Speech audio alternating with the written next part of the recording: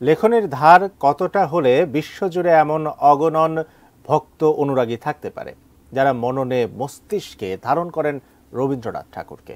আর কেনই বা করবেন না?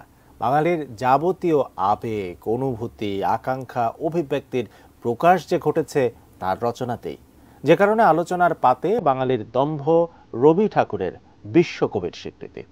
সম্রাট আনোয়ারের রিপোর্ট।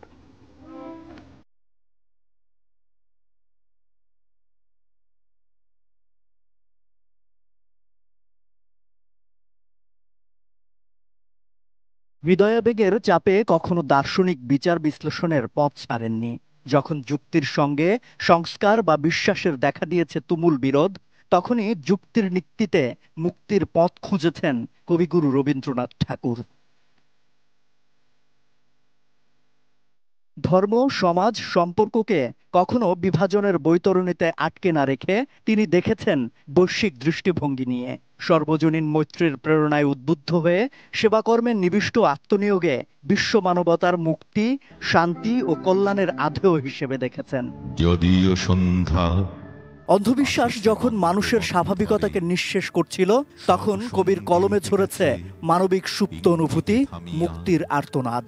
যদিও সঙ্গী নাহি অনন্ত অম্বরে, অন্যায়, শোষণ, নিষ্পেষণে বরাবর থেকেছেন শোষিতের পক্ষে।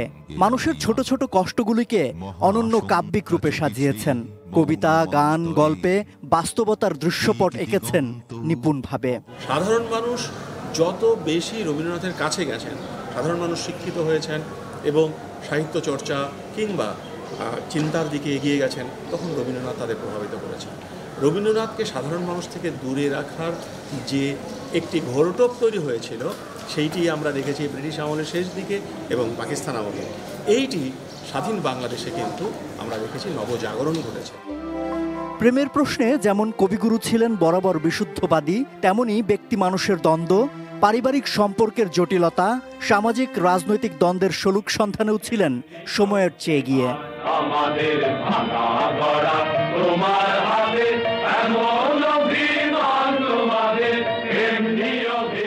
যে আছে মাটির কাছাকাছি, সে কবির বাণী লাগি কান পেতে আছে। অর্থাৎ রবীন্দ্রনাথের লেখার মধ্যে তার উপন্যাস, ছোট গল্প, কবিতা, সব দিক থেকে আমরা দেখব সাধারণ মানুষের প্রতিও তার আকুতি প্রকাশিত হয়েছে।